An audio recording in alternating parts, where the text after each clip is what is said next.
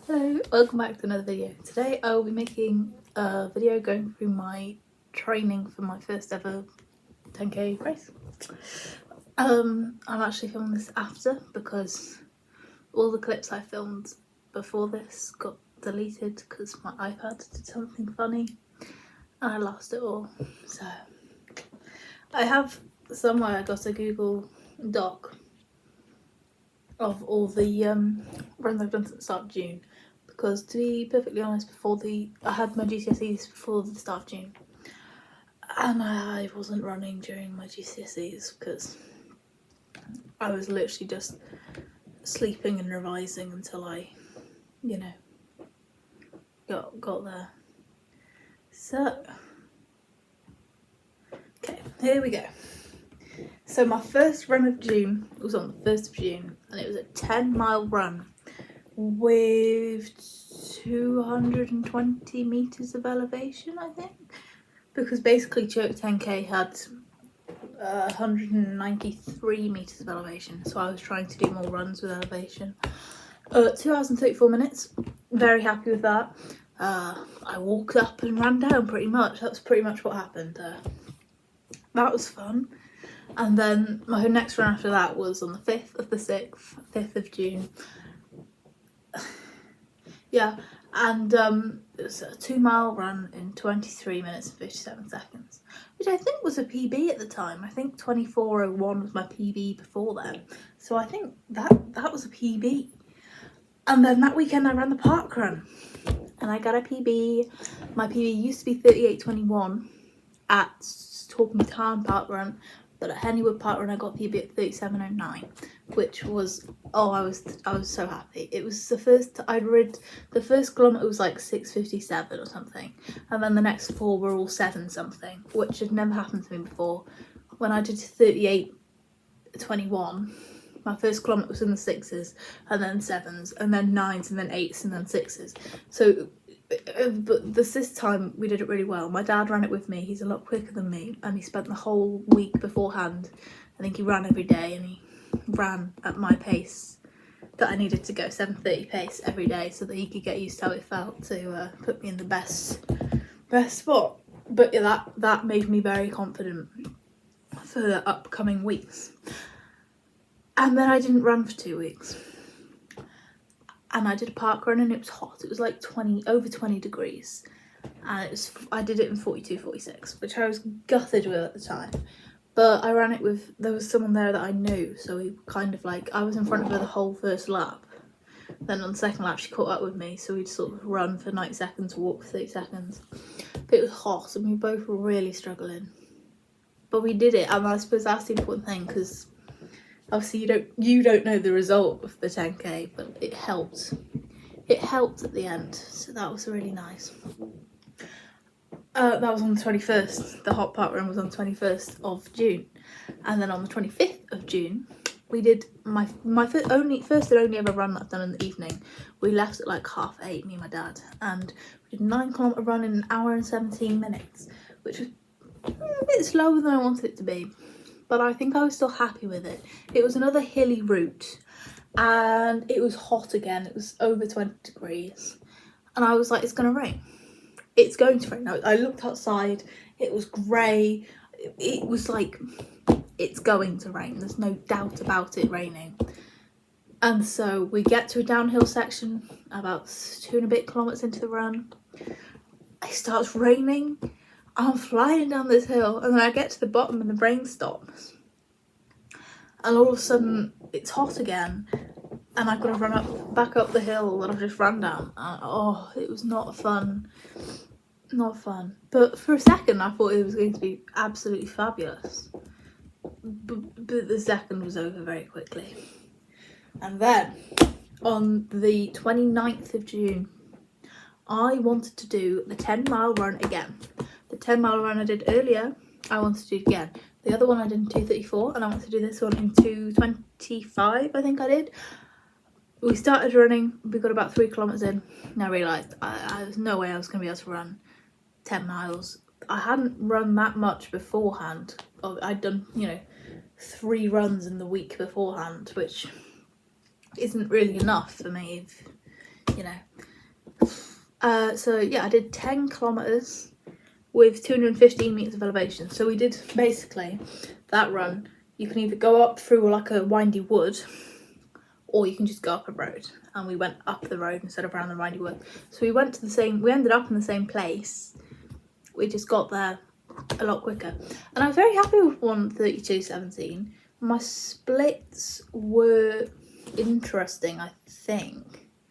Yeah, I started off at an okay pace, and then I basically just walked up the hill and then ran back down it. But it was an eye-opener for me because I ran the last 4 kilometres of the downhill kilometres. Well, not really. 7 and 8 are downhill, and then 9 and 10 are kind of back in town. So you kind of got to just like run around till you get home. And it's the quickest I've ever run. 6:58, 7:58, 6:35, and 6:13. It was only about 40 seconds slower than the park run attempt I'd done a few weeks before. And I was like, obviously it's because I was going downhill. Obviously helps you speed up quite a lot. But it was unbelievable that it was possible for it to be that quick.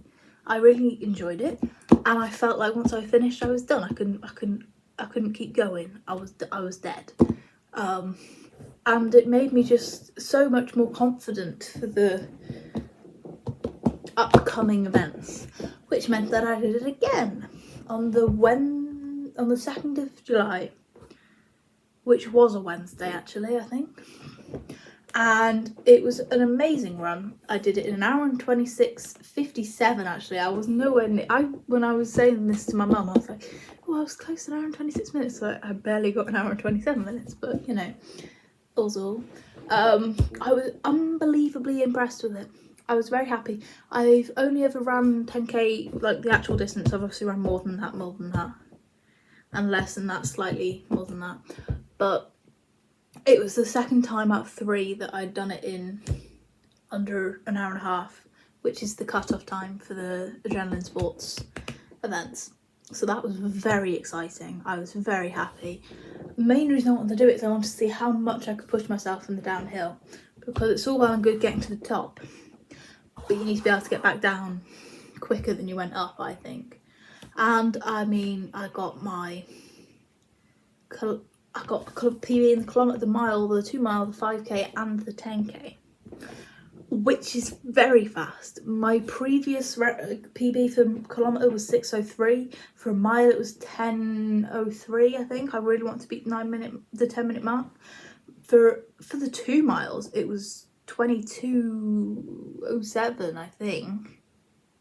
Yeah, and then the 5k obviously was 37:09, and the 10k was 1 hour and 28 minutes.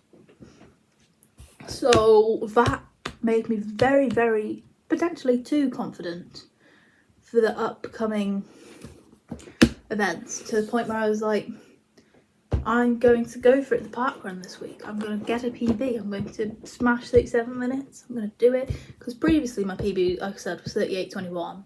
And we were aiming for 37:30. So that even if we missed it by 20 seconds, we'd still be in it. And then we got even better. So my aim was to go for 36. So that even if I didn't get 36, I could be literally over 60 seconds slower than that. And still have a on the flat park run PB. The last 4 kilometres of my big run, 6:33, 6:54, 6:18 and 6:01. Crazy fast. Crazy numbers for me. I appreciate that it's for me. So yeah, I wanted to go for it. I was going to go for it, and it was going to be my moment to shine. That didn't quite happen. I got 39:09. And it destroyed any confidence that I'd had built up over the last month of training, which was quite difficult because I guess it was hot, but I don't think it was hot enough to, change anything. But apparently it was. So, and then I was supposed to do 2 runs the week before Chirk 10k, and I did 0. Which is fine, I think. I think it's not that bad to have a week off before the week of a a race. I did go roller skating on the Friday, and I was very nervous because I was like, if I fall over, that's like £26 just gone that I'm never going to see. But I didn't fall over. And at Chirk 10k it was during a heat wave. I don't know if you remember the heat wave. It's currently raining right now. I went for a run this morning. I looked out the window, saw it was raining. I was gone. That's an unpopular opinion actually. I love running in the rain. Let me know what you think about that. But the Chirk 10k, originally I'd wanted to do it in 80 minutes. But because I hadn't done it, like I missed like 4 out of the 7 weeks of training I was supposed to do, whether it was GCSEs or just bored and like no one wanted to do it, I just didn't do them. So I wasn't going in very confident, and the heat wave would mean it would be nearly 25 degrees by 10 o'clock, and I'm not good at running in the heat. I'm really bad at running in the heat actually. So I was like, you know what, 125 will be my A goal, a PB will be my B goal, and to finish will be my C goal, because it's obviously very, very, very hot on that day, and you're running up a hill and then you're running back down a hill, and it's not a course that I've never ran in Chirk before ever. I used to go when I was younger, I think, but those days are long gone. And yeah, I was not optimistic, I don't think, at the start of the run, but I've got a couple of clips. I don't think they're very long, and then I will debrief the Chirk 10k.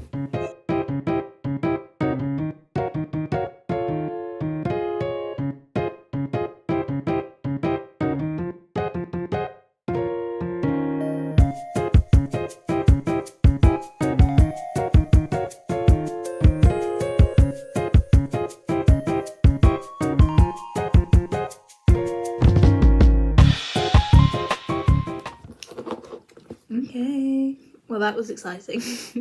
Aren't you all so excited? Yes, so my official chip time was 25:13, which was gutting when I crossed the line. I actually stopped my run about 20 meters in front of the finish line because it hit 10k then. I was actually really confused because I was trying to hug the shaded areas by, you know, just running in the shade. So the first 3 kilometers, we hit the 3 kilometer mark and my watch was still on like 2.8. And I was like, oh, this is absolutely dreadful. I need to catch up. So then I kind of like did some zigzags, was on track, got to the 8th kilometer and I was way ahead again. And I was like, this is terrible. And then I didn't try to fix it. I just was like, it'll be fine, what will be will be. And I ended up, you know, only 20 meters over, you know, you can't, you know, be upset about that. But it was quite hard because, as you can see from my past runs, I run to the top of the hill and then run down it. I don't run to the top of the hill, run down a bit, run up a bit, run down a bit, run up a bit. So this was actually really hard because after like a mile, you went down for a bit and then you have to go up and then you have to go down for a bit. And just when I thought all the going up was over, you know, I was on a voice message to my mum because I sent my mum a voice message every kilometre. And I was like, you know, the 6th kilometre done. I'm hoping we see a drink station soon. You know, we should be going downhill now. And I go and I see the drink station and there's 2 downhill routes and they're pointing up the hill. I'm like, no, this is horrible. But I did just walk up that hill. But yeah, it was an experience. It was my first ever, you know, race day race. I'd done a few, well, I'd watched my dad do a few, but he's a lot quicker than I am. We actually did do the starting line together because I always go off too fast and he said he didn't want to go off too fast, and he always stands near the back anyway so that he can get around people so he doesn't end up going too quickly at the start. So he's like, oh, I'll just start with you. So I go off too quick with him and then we sort of say good luck, bye bye, and he goes zooming off. Then I tried to slow down a bit, but I think I actually haven't looked at my splits, which is nuts because it's been a few days now.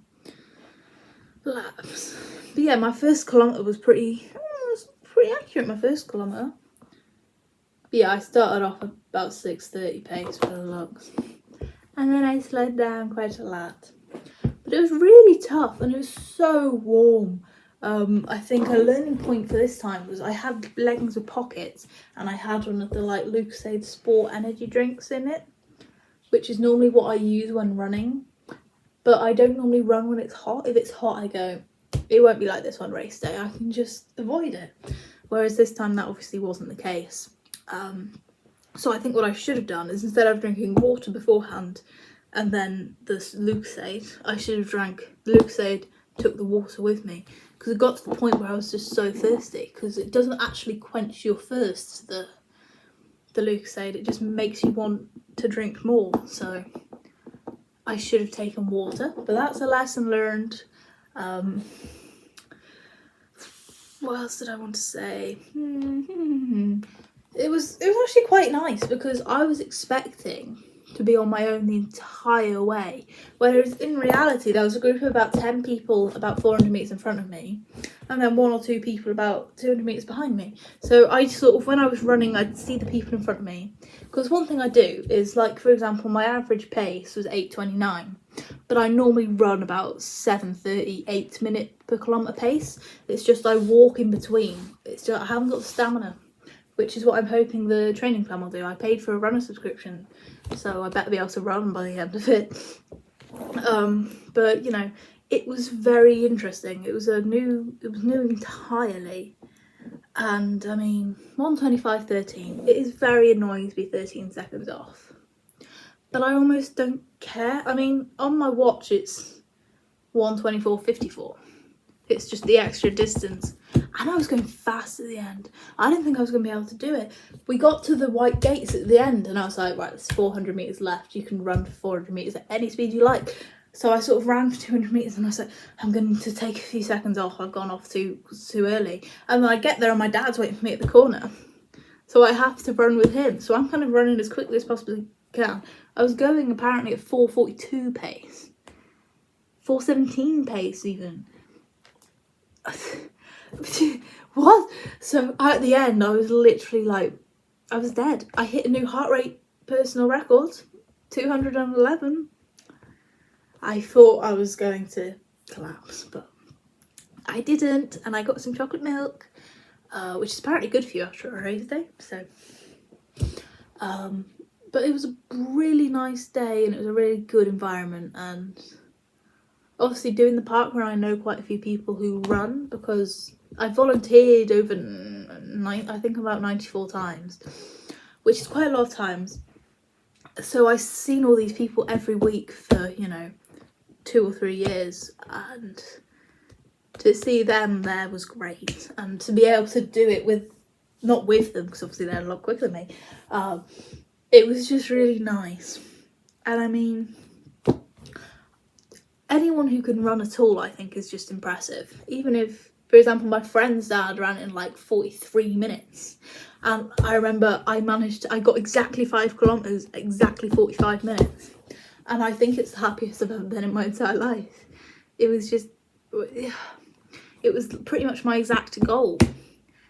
And he ran the whole 10k quicker than that, which is just so, people are just so amazing.